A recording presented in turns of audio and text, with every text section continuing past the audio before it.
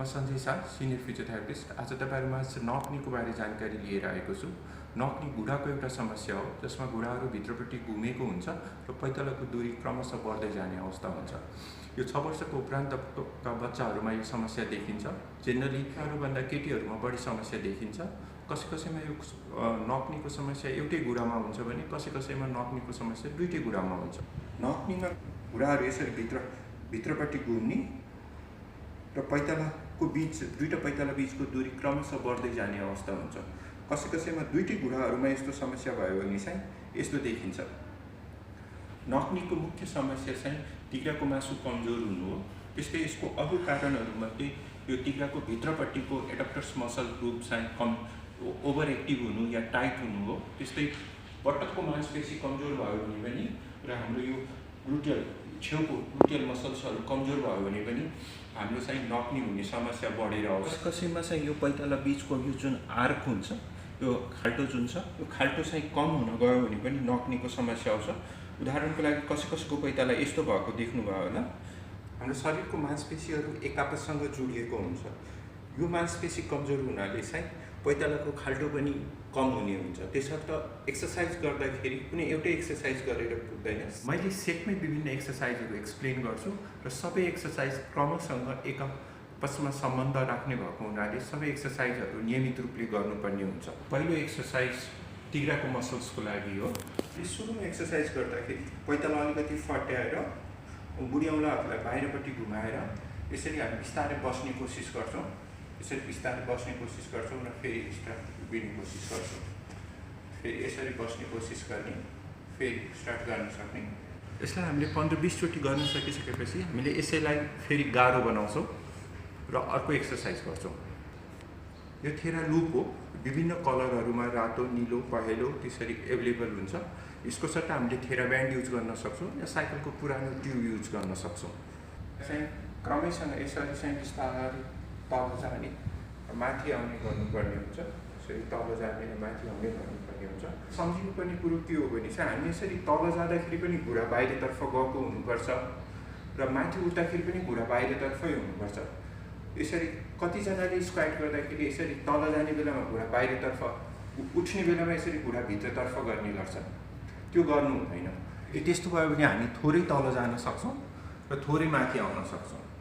यसलाई अझ गाह्रो बनाउनको लागि उसलाई घुँडामा राखेर चाहिँ यसरी हल्का बाहिर फट्याउने अनि बिस्तारै यसरी तल जाने र फेरि बिस्तारै माथि आउने हुन्छ।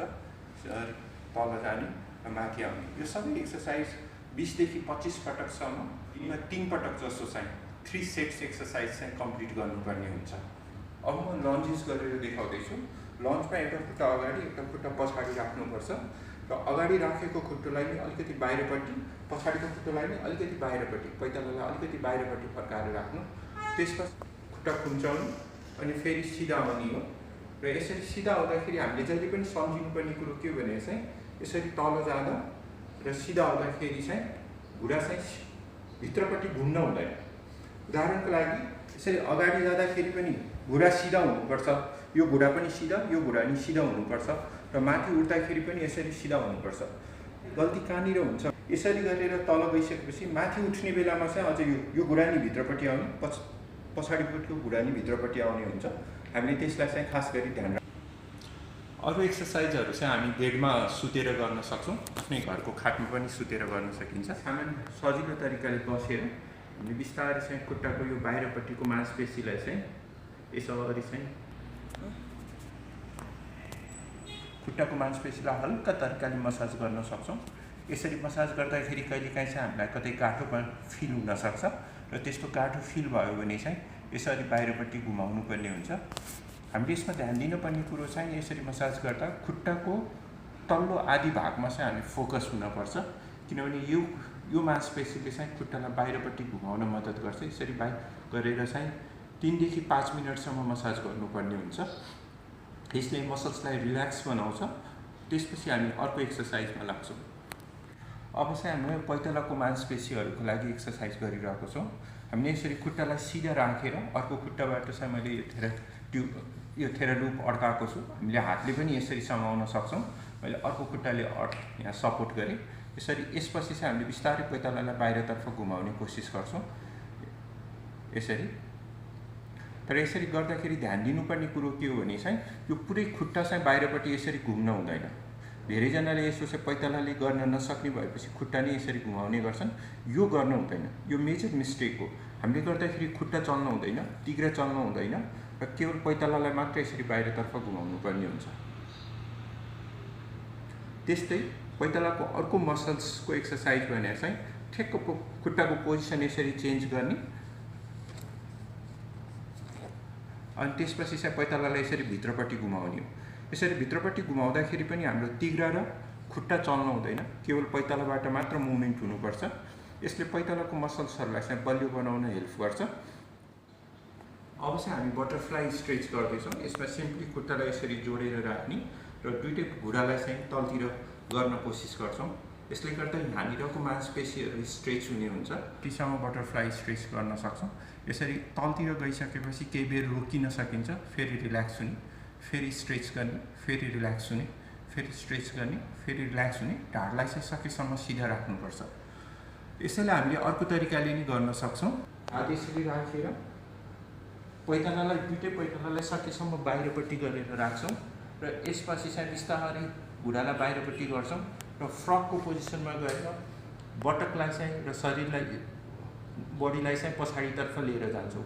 जतिचोटि पछाडितर्फ लिएर जान कोसिस गऱ्यो त्यति धेरै बढी स्ट्रेच फिल हुन्छ। यस्तोमा हाम्रो चाहिँ एउटा भित्रपट्टि तिग्राको भित्रपट्टि स्ट्रेच फिल हुन्छ। पछाडिपट्टि लिएर जाने कोसिस गर्ने, केही बेर अडिने, 9-10 सेकेन्डसम्म अडिने, फेरि रिल्याक्स हुने, फेरि पछाडि लिएर जाने, 9-10 सेकेन्डसम्म अडिने, फेरि रिल्याक्स हुने। यसलाई फ्रक स्ट्रेच भन्छ। भित्रपट्टिको मांसपेशीलाई रिलिज गर्नको लागि चाहिँ हामीले हल्का मसाज गर्न सक्छौँ। यो कुइनोको यो भागले चाहिँ यसलाई बिस्तारै यसरी चाहिँ मसाज गर्न सकिन्छ। फेरिदेखि यहाँदेखि सुरु गरेर यसरी चाहिँ मसाज गर्न सकिन्छ।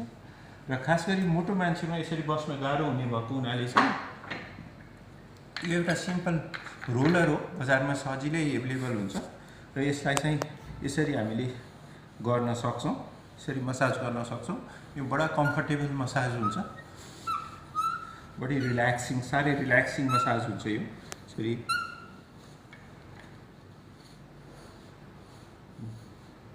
यसरी 7 देखि 8 मिनटसम्म मसाज गर्न सकिन्छ। यदि तपाईसँग यस्तो सानो बोतल राखेर यस्तो बोतलले पनि हामीले घरमा यसरी चाहिँ हल्का प्रेस गरेर यसरी मसाज गर्न सकिन्छ।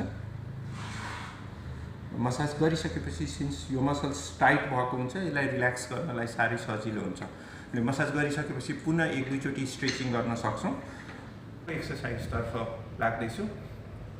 एक्सर्साइज सुतेर गर्ने, यसरी हामी कम्फर्टेबल वेमा सुतिसकेपछि यहाँ हिप जोइन्टलाई अलिकति खुम्चाएर राख्छौँ।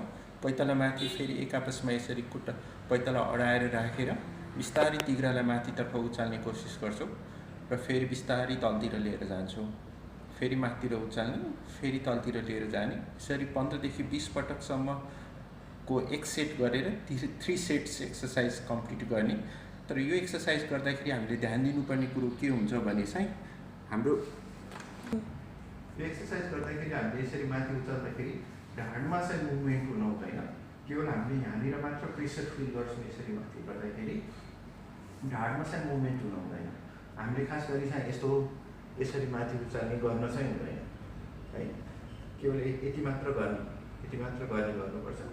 हामीलाई आवश्यक परे यसरी चाहिँ बटकलाई हल्का पछाडिबाट सपोर्ट गर्न सकिन्छ। यसैले हामीले क्रमशः गाह्रो गराउनु। म फेरि खेर लुप लिँदैछु यसलाई गाह्रो बनाउनको लागि। एकछिन अडिने र फेरि तल आउने, यसरी चाहिँ अर्को सेट। यो हेर्दा सजिलो देखिए पनि साह्रै गाह्रो हुन्छ। 1 सेटमा 15-20 पटक गर्ने र 15-20 चोटि गरिसकेको 3 सेट्स कम्प्लिट गरिसकेपछि यसलाई हामीले थप जटिल बनाउन सक्छौँ। बनाउनको लागि चाहिँ बिस्तारै यसरी माथि उचाल्ने, बिचमा बल राखेर बिस्तारै माथि उचाल्ने गर्न सकिन्छ। तर तल लिएर आउँदाखेरि घुँडालाई यस्तो गर्नु हुँदैन, बिचबाट राखेर केवल माथितर्फ उचाल्ने अनि फेरि तल लिएर आउने। यो निकै नै गाह्रो हुन्छ। यसरी नै 15-20 चोटिको 1 सेट बनाएर चाहिँ यसलाई चाहिँ 15 सेटको 1 सेट बनाएर हामीले 3 सेट गर्न सक्छौँ। बलियो बनाउनलाई चाहिँ हामीले यसरी चाहिँ बटम पोजिसन चुज गरेर बिस्तारै पैतालाहरूले मात्र तल भुइँलाई छुने कोसिस गर्नुपर्ने हुन्छ।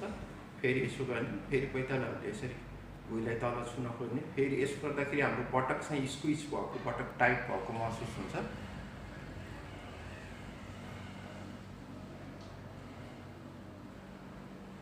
यसरी गर्न सक्छौँ। यो पनि हामीले 15-20 चोटिको एउटा सेट बनाएर 2 देखि 3 सेट कम्प्लिट गर्नुपर्ने हुन्छ। मसल्सलाई बलियो गराइसकेपछि कसरी हिँड्ने भन्ने कुरोमा चाहिँ निकै चलाखो हुनुपर्छ र म अब तपाईँहरूलाई हिँड्ने बेलामा चाहिँ हामीले के ध्यान दिनुपर्छ भन्ने कुरो सिकाउन गइरहेको छु। यो बिचमा मैले थेरारोप राखेको छु। यसमा चाहिँ हामीले प्लास्टिकको रबर ब्यान्ड या चाहिँ साइकलको पुरानो ट्युब बाँधेर राख्न सक्छौँ। यसलाई चाहिँ बिस्तारै बाहिर फट्याउँदै फेरि यसरी हिँड्न सकिन्छ। यसरी हिँड्दाखेरि घुँडालाई जहिले पनि बाहिरपट्टि घुमाएर राख्नुपर्ने हुन्छ।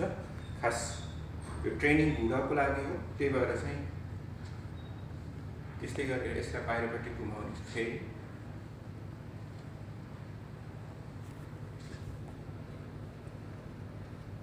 थेराब्यान्ड हो, मैले थेराब्यान्डलाई तिग्रामा बाँध्छु सामान्य तरिकाले।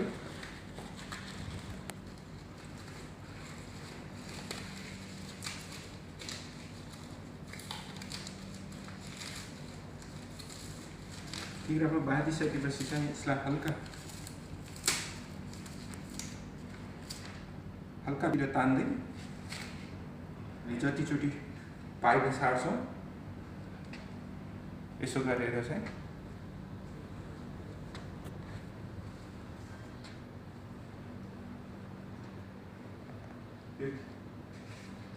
खुट्टालाई यसरी बाहिरपट्टि घुमाउनु पर्ने हुन्छ भन्ने कुरो हो। यसरी गर्दाखेरि घुँडा पुरै नतन्काए पनि खुट्टालाई चाहिँ बाहिर घुमाउनु पर्ने हुन्छ। निकै स्पेसिफिक हुनुपर्छ। जुन साथीहरूको चाहिँ पैतालाको भित्रपट्टिको खाल्टो कम भएको छ उनीहरूले चाहिँ बजारमा पाउने युज गर्न सक्नुहुन्छ। त्यसलाई मेडियल आर्क सपोर्ट भन्छौँ। या चाहिँ हामीले कस्टमाइज्ड आर्क सपोर्ट आफ्नो खुट्टाको साइजको हिसाबले यो आर्क बनाउन सक्छौँ। यो कस्टमाइज्ड आर्क सपोर्ट हो। उदाहरणको लागि यहाँ बिचमा चाहिँ यो खाल्टो कम भएको ठाउँमा चाहिँ एउटा आर्क हालेको छ र यो जुत्ताभित्र प्रयोग गर्न सकिन्छ। प्रत्येक स्टेपमा चाहिँ जुत्ता हामीले जुन फुटवेयर युज गर्छौँ चप्पल या जुत्ता, त्यसमा चाहिँ हामीले मेडियल आर्क सपोर्ट या कस्टमाइज्ड आर्क सपोर्ट प्रयोग गरेर मात्र उभिएर गर्ने एक्सर्साइज गर्नुपर्छ।